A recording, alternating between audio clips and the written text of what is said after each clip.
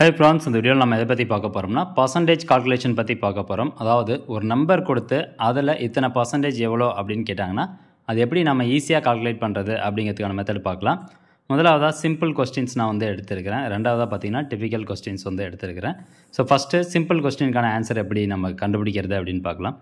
அதாவது பர்சன்டேஜ்லேயும் லாஸ்ட்டில் வந்து 0 இருந்து அவங்க கொடுத்துருக்கக்கூடிய நம்பர்ஸ்லேயும் லாஸ்ட்டில் 0 இருந்ததுன்னா ரொம்ப ஈஸியாக வந்து நீங்கள் கால்குலேட் பண்ணலாம்.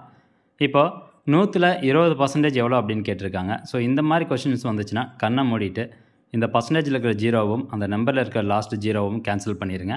கேன்சல் பண்ணிட்டு இப்போ பாருங்கள் 2 × 10 எவ்வளோ வருது? 20. ஸோ அதுக்கான ஆன்சர் 20 தான். அதே மாதிரி இப்போது 250ல் 40% எவ்வளோ அப்படின்னு கேட்டாங்கன்னா ஸோ லாஸ்ட் 0 அடிச்சிருங்க.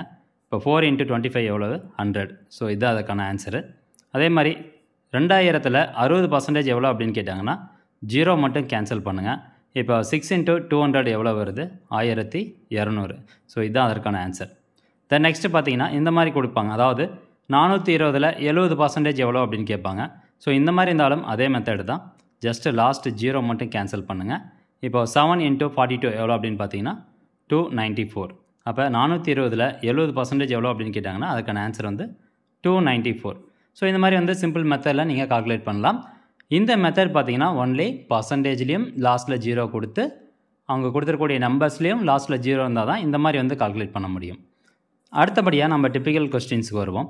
இப்போ இதில் பார்த்தீங்கன்னா லாஸ்ட்டில் வந்து நம்பர்ஸ் இருக்குது, 0 இல்லை. அதே மாதிரி பர்சன்டேஜ்லேயும் நம்பர் கொடுத்துருக்காங்க. இப்போ 48ல் 18% எவ்வளோ அப்படின்னு கேட்டாங்கன்னா நம்ம டக்குன்னு வந்து சொல்ல முடியாது. ஸோ இந்த மெத்தட் நான் சொல்கிற மெத்தட் நீங்கள் ப்ராக்டிஸ் பண்ணீங்க அப்படின்னா உங்களால் குயிக்காக அதற்கான ஆன்சர் வந்து கண்டுபிடிக்க முடியும். ஸோ இந்த மாதிரி கொடுத்துருக்கக்கூடிய கொஸ்டின்ஸுக்கு இப்போ 48 அதில் 18% எவ்வளோ அப்படின்னு கேட்குறாங்க.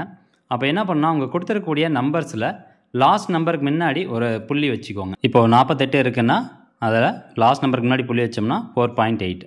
அதே மாதிரி பர்சன்டேஜ் எவ்வளோ சொல்லியிருக்காங்க? 18. அப்போ 18 இருக்குன்னா லாஸ்ட் நம்பருக்கு முன்னாடி புள்ளி வச்சிங்கன்னா 1.8. இந்த 18% நம்ம 1.8 அப்படின்னு எடுத்துருக்கிறோம்.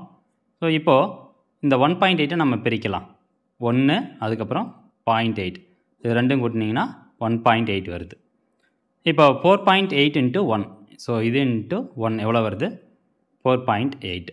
அதே மாதிரி 0.8 × 4.8.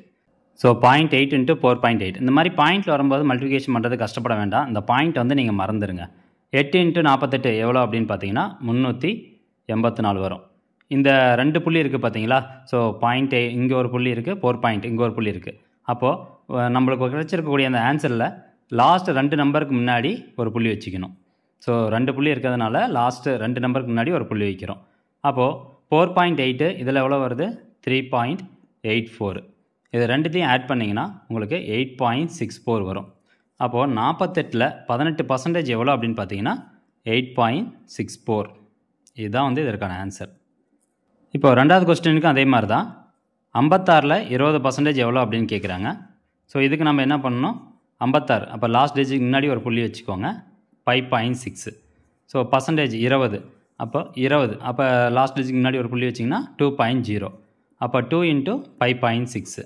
ஸோ 2 × 5.6 எவ்வளோ வரும் நம்மளுக்கு? 11.2. ஸோ அப்போ இதற்கான ஆன்சர் வந்து 11.2.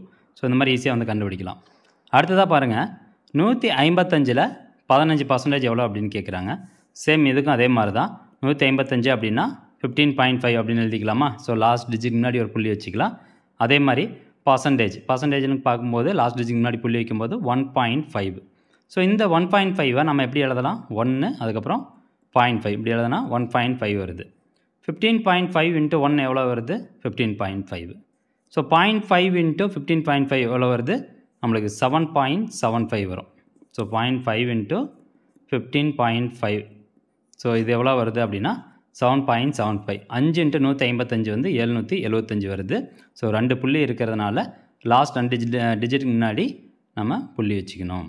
ஸோ இப்போ எவ்வளோ வருது? 15.5 + 7.75 ரெண்டுத்தையும் கூட்டினீங்கன்னா உங்களுக்கு 23.25 தான் ஆன்சர். ஸோ 23.25. இந்த மாதிரி நீங்கள் ஈஸியான மெத்தடில் பர்சன்டேஜ் வந்து கால்குலேஷன் பண்ணிக்கலாம். ஸோ நான் எக்ஸ்ப்ளனேஷன் பண்ணும்போது இது என்ன எவ்வளோ நேரம் ஆகுது அப்படின்னு நீங்கள் நினைக்கலாம். பட் நீங்கள் ஒரு 4-5 நம்பர்ஸ் எடுத்து ப்ராக்டிஸ் பண்ணி பாருங்கள், டக்குன்னு உங்களுக்கு ஆன்சர் கிடச்சிரும். ஸோ ஃப்ரெண்ட்ஸ், இந்த மெத்தட் உங்களுக்கு ஈஸியாக இருந்தது அப்படின்னா இந்த வீடியோ நிறைய பேருக்கு ஷேர் பண்ணுங்கள். மீண்டும் அடுத்த ஒரு நல்ல பதிவில் சந்திக்கலாம். நன்றி, வணக்கம்.